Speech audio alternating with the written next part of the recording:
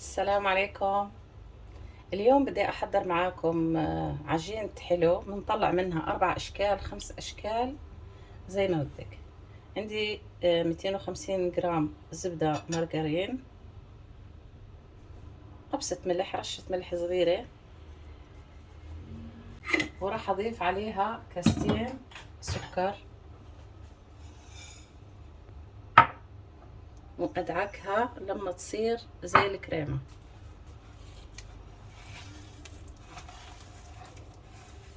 احنا متعودين بنسويها زي هيك على ايدنا، بدكم تشغلوا الماكينة انتوا حرين.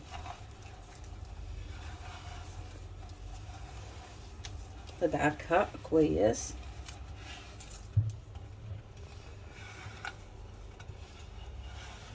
خلط معها زي هيك. انسجمت الزبدة مع السكر، بنضيف الزيت، كاستين زيت. بسم الله.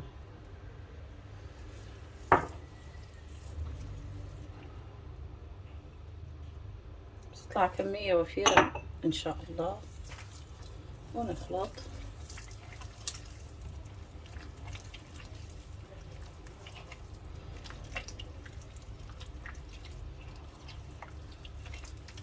عندي 3 حبات جبن مثلثات كمان راح اضيفهم.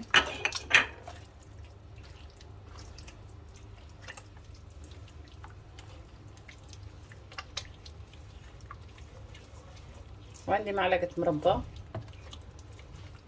هو المفروض احط مربى مشمش، حطيت مربى فراولة، تعطي طعم ونكهة كويسة.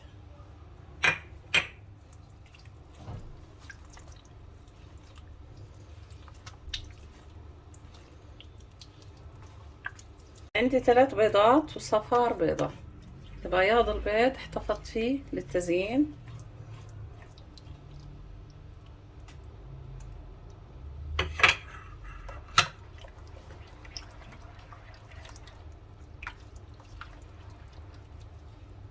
أنا عندي نكهات، يعني مثلا بدي قطعة من العجين أنكهها بالشوكولاتة، في اللي راح أحط عليها قشور الليمون، أو مثلا لو عندكم نكهات حطوا نكهات الفستق، نكهات الليمون، البرتقال.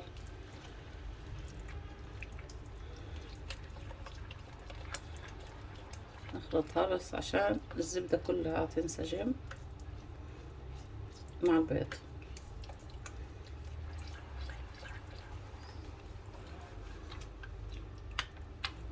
الطحين طبعا راح نضيف بالتدريج شوي شوي، بتكون عجينة طرية مو قاسية، لانه مثلا اللي بدي اضيف عليها الكاكاو، لما اضيف الكاكاو بتصير يابسة. لو يبست العجين خليتها كويسة لازم تكون شوي لسه طرية. انا راح احط بالكاسة واقول لكم قديش كاسة اخذت معي.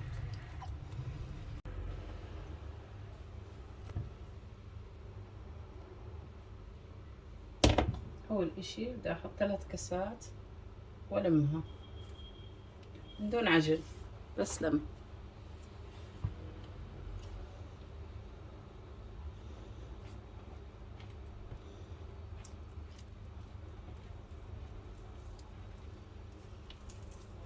كيس باكنج باودر 8 جرام، بس ما بدي احطه كامل، بدي اخلي منه اشي بسيط. انا هسه وصلت 5 كاسات طحين، هاي السادس.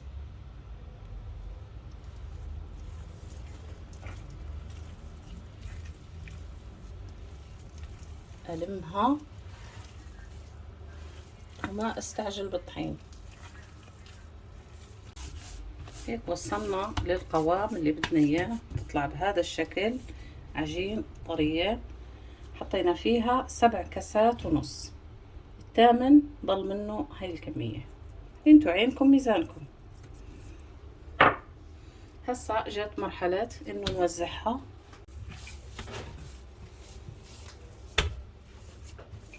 بدي اقسمها اجزاء.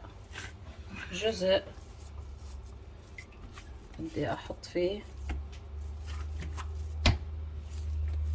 الشوكولاتة الحبيبات، شوكولاتة حبيبات، معلقتين.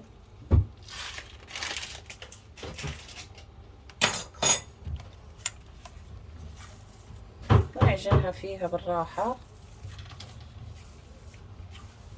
عشان ما بدي اياها تتكسر، يعني بدي الحبيبات تضل زي ما هي. بس ادخل الشوكولاتة فيها.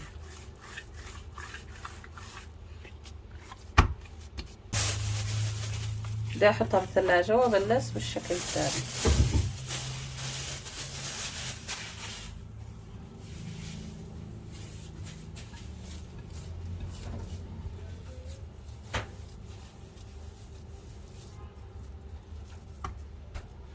انا بدي اخرج منها 4 اشكال. هذا الشكل بدي احط عليه بودرة الكاكاو مع معلقة زيت.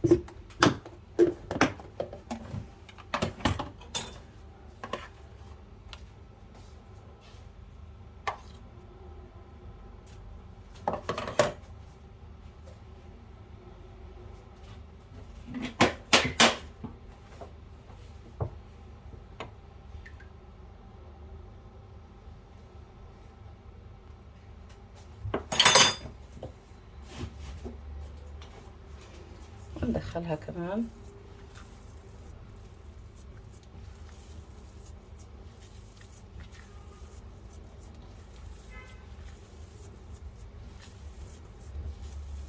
عجينة واحدة بتطلعوا منها اشكال قد ما بدكم.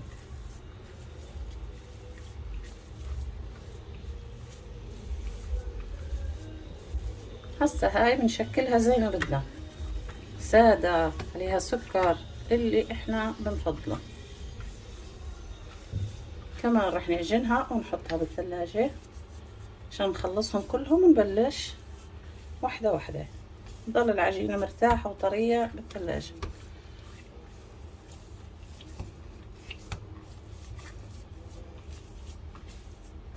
هيك جهزت هاي كمان عشان كلها تنسجم مع بعض، ما يكون فيها لونين.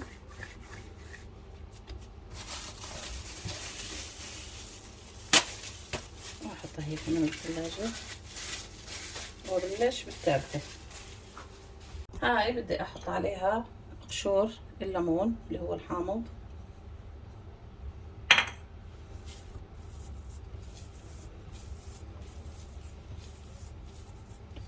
كمان راح اوديها على الثلاجة.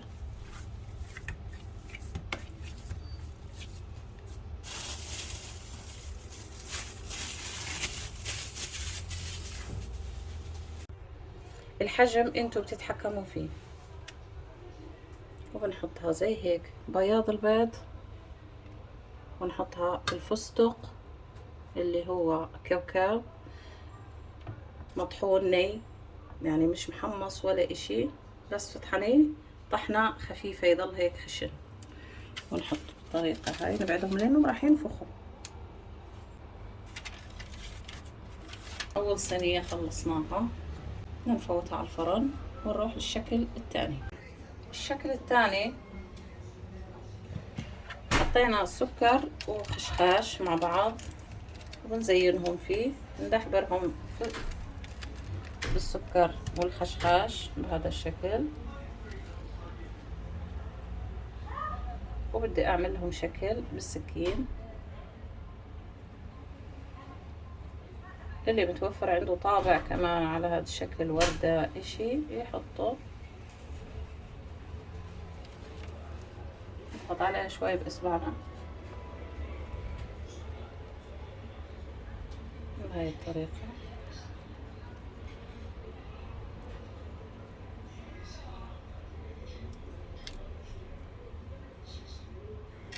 بهاي الشكل نوديها على الفرن.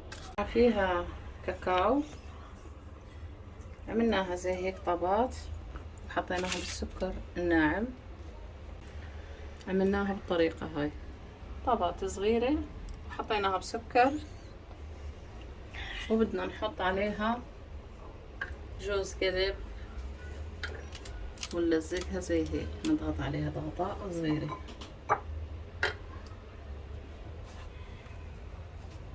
نحطها بياض البيض مع مية زهر عشان الزنخة.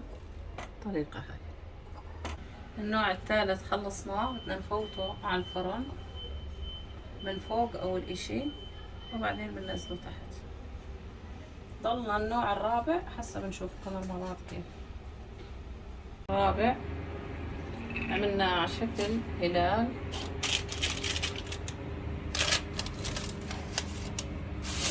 العجينة هاي بالكيس عنا بنشكل منها شوي شوي وهي بالكيس. طيب على قطايا عشان تاخد حجم كلهم يصيروا قد بعض، ونوديهم على الفرن. وهيك يا بناتنا حلونا جهز. هاي الشكل الرابع بيطلع زي هيك على شكل هلال. طلعت بهذا الشكل عجينة واحدة، طلعنا منها 4 أشكال، وانتو إلكم النظر تشكلوا زي ما بدكم. فيديونا وصل للنهاية، أتمنى وصفة اليوم تعجبكم وتشاركوها مع صديقاتكم وحبيباتكم، وفضلا وليس أمرا لا تبخلوا علينا من لايك ومن شير. والسلام عليكم ورحمة الله.